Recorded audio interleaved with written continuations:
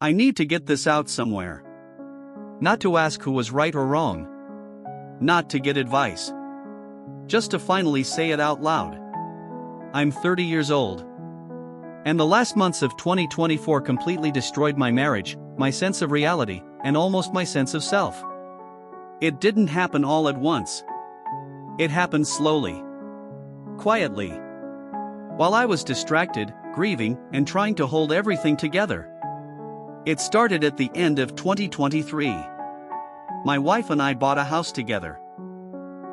Something we were excited about, something that felt like a real step forward. For the first few months, I spent almost every evening and weekend working on it. Renovations, fixes, improvements. I wanted it to be our home. During that time, my wife started going out more.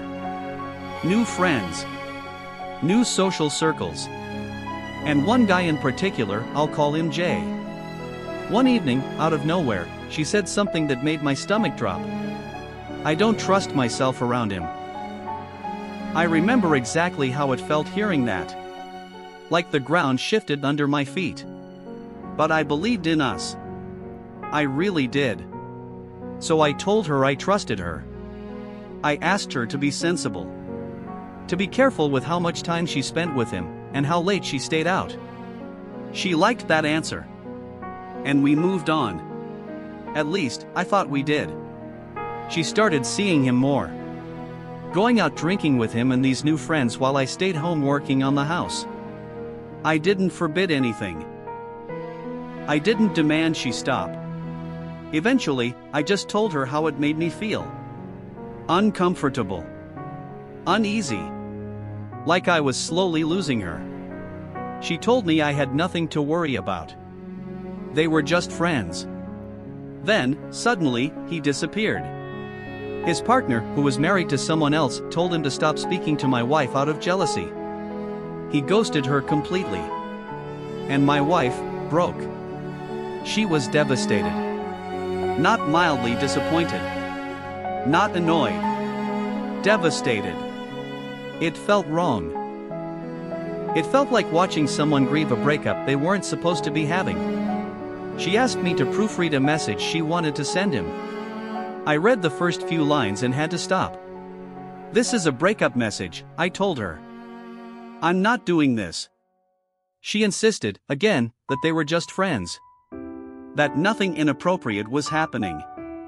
That I was overreacting. I told her what it felt like to me. That it looked and felt like an emotional affair. She denied it. Completely. And told me I needed to get over it. A few weeks later, Jay came back into her life. He had broken up with his partner. My wife told me she wanted to talk to him, but that she'd be very boundaried. She promised she'd be careful. I told her, again, that this made me uncomfortable. A week later, she came home at 5 in the morning. She told me she'd gone out with him.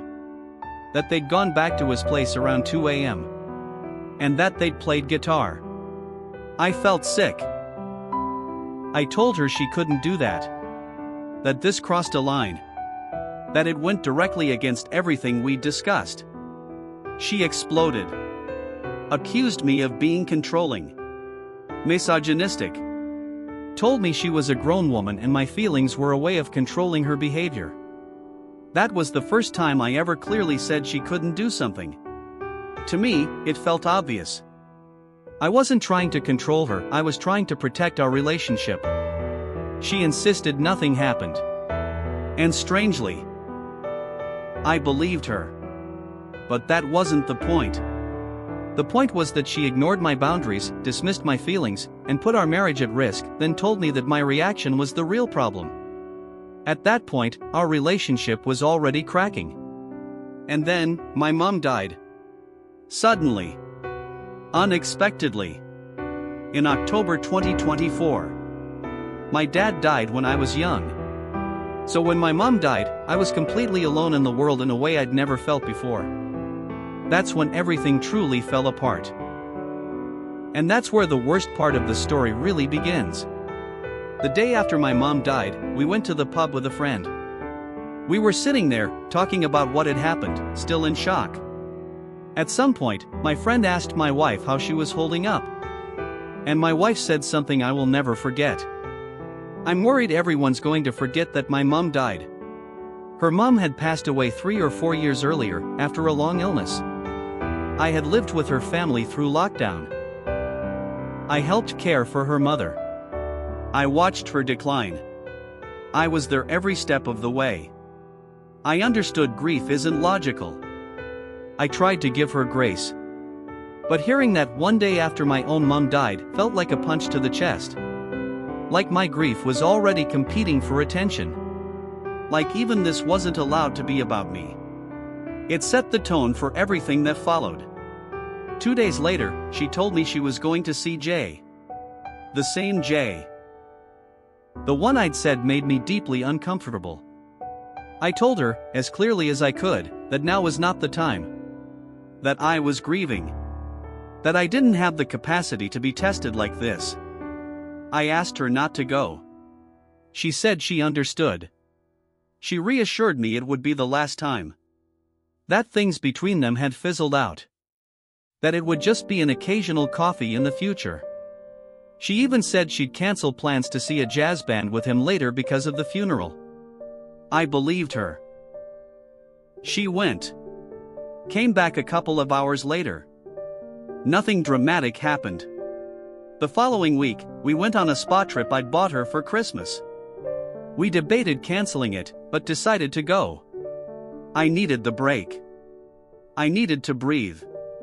For a moment, it actually felt okay. We relaxed. Reconnected. Laughed. I felt human again for the first time since my mom died. Then, on the last day, we were sitting in a hot tub together, sharing a cocktail. She was on her phone. Messaging Jay. Making plans to meet him the next day. I asked her about it. I reminded her what she'd promised. "It's just a study," she said. "I'm behind on my thesis."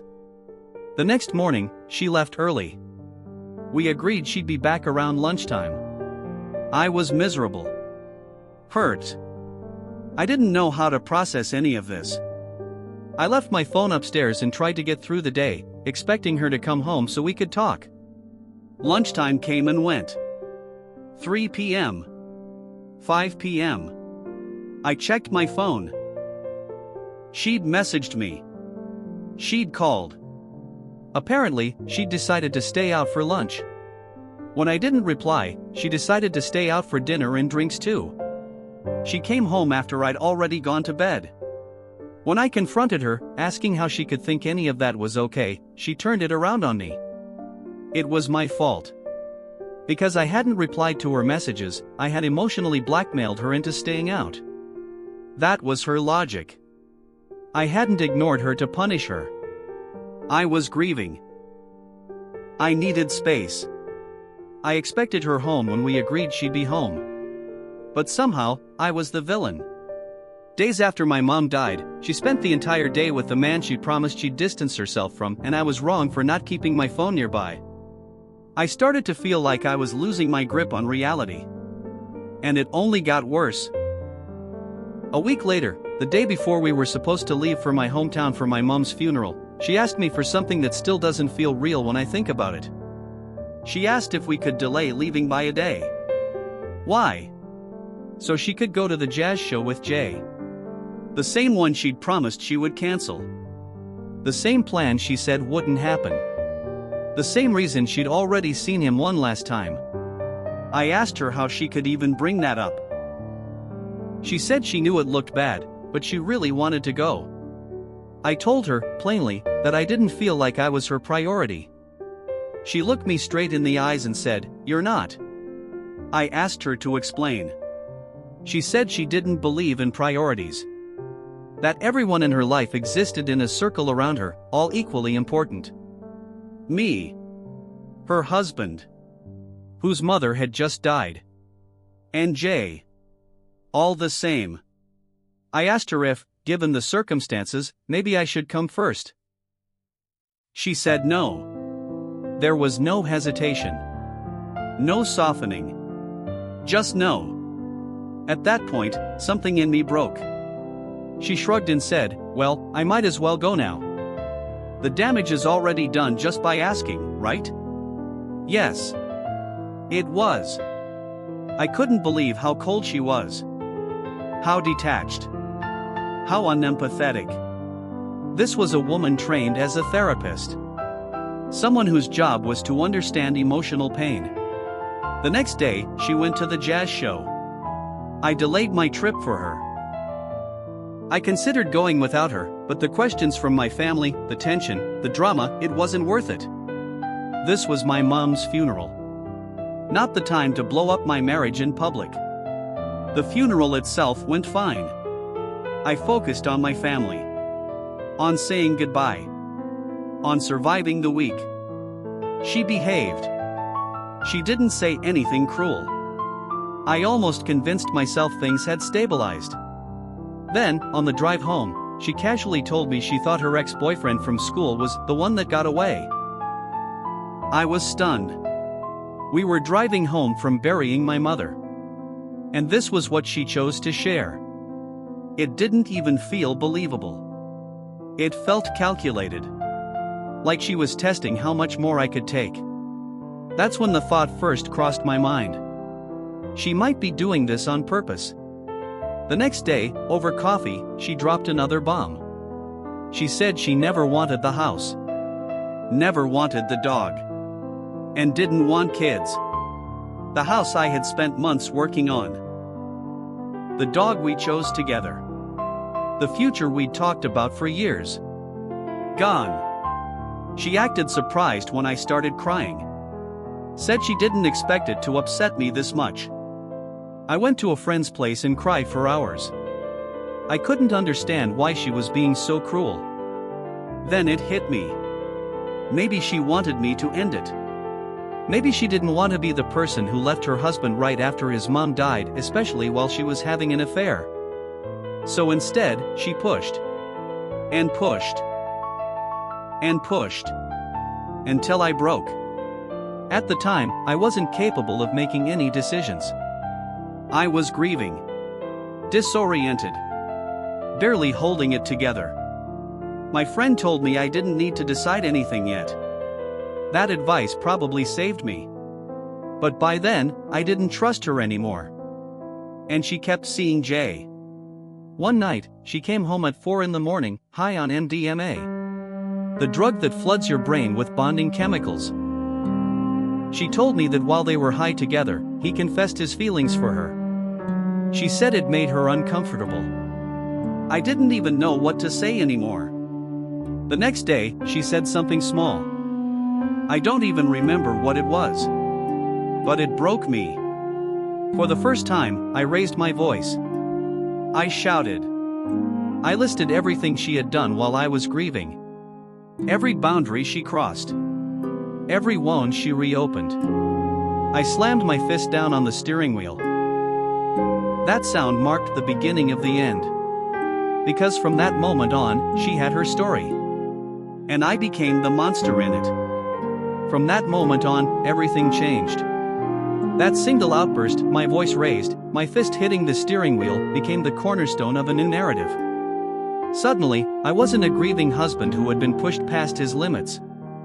I was scary. She said she'd been cowering in the passenger seat. She said I reminded her of her aggressive father.